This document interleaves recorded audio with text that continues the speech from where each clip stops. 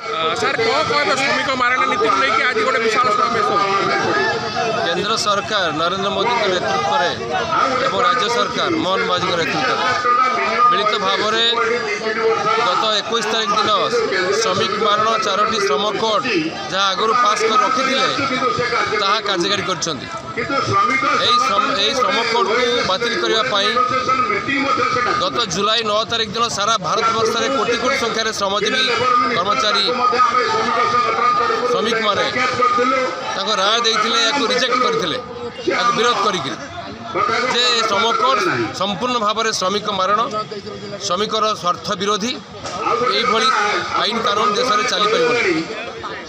तेणु किंतु नरेंद्र मोदी बिहार निर्वाचन पर श्रमिक मान पेट को लात मारिक पुंजीवादी सपक्षवादी कंपनी सपक्षवादी यही कोड मान सब लागू कर ओडिशा रे एपर्यंत ओडिशा रूल्स तैयारी है तेणु जो लेबर डिस्प्यूट आसूची लेबर कमिशन से डिस्प्यूट कार्यकारी से डिस्प्यूट को तुरंत हियरिंग करा दे पारुना कहीं ओडिशा रूल्स ना तेणु कमिशनर माने कोड को लागू करेंगे श्रम अधिकारी माने पुराना आईन अनुसार ट्रेड डिस्प्यूट ग्रहण करेंगे शुणाणी करेंगे कन्फ्यूज हो किए कौटी कौन कर कन्फ्यूज हो मोट पर कह चाहूँ ये देश में गत काली गोटे आनी जनविश्वास बिल बेईमानी बिल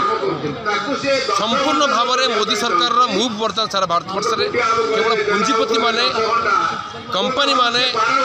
बड़ बड़ कॉन्ट्रैक्टर माने व्यवसायी माने ये देश रे ए देश में से पैसा आनिक नुआ ढांचार फाँसीवाद को से कार्यकारी करेंगे दलित माने आदिवासी माने श्रमजीवी माने खटिकिया माने पूरा जो कीट भाया हीन कीट भाया से जीवन यापन करेंगे शोषी शोषिक खाइबे पुंजीपति माने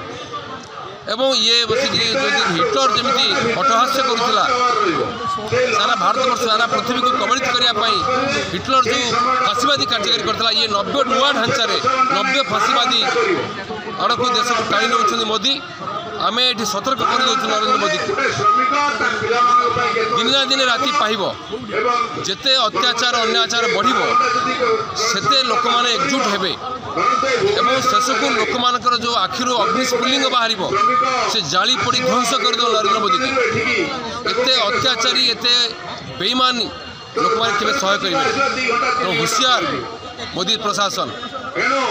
मोहन माझी बुलडोजर शासन चली ये बुलडोजर शासन पर लोक मान बुलडोजर चलो सहाय करें आत्महत्या करेंगे शासन का छाड़ी पड़े।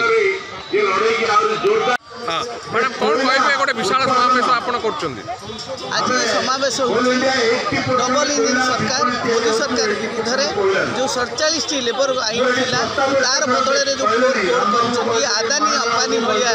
बड़ बड़ लोक प्रोजेक्ट आनिबे से प्रोजेक्ट सी रे कारण यही जो 47 आईन को से बातिल कर फ्लोर कोड कले या द्वारा कौन हम ना तांकर जो बड़ बड़ प्रोजेक्ट खोल से प्रोजेक्ट रे ये लोक मैंने अधिक काम पाइबे अल्प काम पाइबे एवं 500 लोक ना गोटे यूनियन तैयारी हो पार सी जो प्रोजेक्ट आनिबे सी जो मेसिनरी चलो केते लोक आसवे 20 15 25 30 मेसिन काम करेंगे 20 15 25 कौन यूनियन हो पार से हक न पाइले कहीपर जब क्या कहीपर खाली दादन भाया घटी घटिकी जाकि 1947 मसीहा पूर्व जो भाई दादन घटिकी लोक मैंने शिल्प विभाग लोक मैंने कटन मिले कम कर मरी जाऊे दरमा पाऊनुले पुणी घर खाली शब जाऊला मनीष आसूला से अवस्था भारत वर्ष आसी जाइए ये हूँ डबल इंजिन सरकार श्रमिक मारण सरकार कारण श्रमिक कह क्या जहाँ कह तू गुहारी करू जहाँ ना मु प्रभु कर जो इंडस्ट्री खोल तार मालिक होती विजय बाबू कौन कहे गोटे विशाल समावेश हो समावेश हो केंद्र सरकार जो भाव में तरबरिया भाव में बिहार निर्वाचन पर 4टी श्रम कोड को कार्यकारी करने चाहूँगी गेजेट प्रकाश कर संपूर्ण भाव में श्रमिक विरोधी ये श्रमिक विरोधी आईन की तुरंत प्रत्याहार दाबी आज आईन 2C, AI2C, C2, HMS समते 10टी केन्द्रीय ट्रेड यूनियन तरफ आज प्रतिवाद विक्षोभ 3, 4, 5 3 दिन धरी धारणा हो मुख्य मुद्दा हूँ कि 4टी श्रमिक विरोधी श्रम कोड को तुरंत प्रत्याहार कर महिला मान रात्रिकालीन ड्यूटी बंद कर एवं 8 घंटा श्रम दिवस जो थिला बहु लड़ाई फल अमेरिकार चिकागो सहर में श्रमिक श्रेणी जो आदाय करके हक आदाय करता जो 8 घंटा करा 10 घंटा कराऊँच तुरंत प्रत्याहार कर एवं काली मोहन माझी सरकार जो बिल आनी आसेम्बली आम चाहूँ से तुरंत एथर ओहरी जातु ये हूँ आज आंदोलन मुख्य दाबी। Union coordinator and general secretary AICC sir कौन कहे आज गोटे विशाल समावेश होती विधानसभा सम्मुखें श्रमिक मारणा नीति को लेकिन देखो मोदी सरकार जो श्रम कोड आनी आम विरोध कर रद्द करने चाहूँ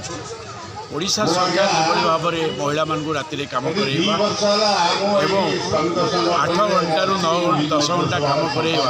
आम तार विरोध करूँ। राज्य सरकार तुरंत या प्रत्याहत करूँ। राज्य सरकार तुरंत यार पुनर्विचार करूँ एवं जो 10 घंटा कम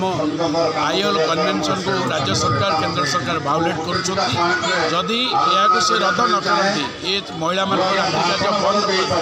सारा राज्य में सारा देश में ये आंदोलन आहरी तीव्रतर हम आज 3 दिन धरिक ये कार्यक्रम चलो प्रत्येक दिन 1000 ରୁ 1500 लोक ये समागम होती आगामी दिन में जिला स्तर में आंदोलन आहरी व्यापक आज यहाँ आह्वान दि जाए।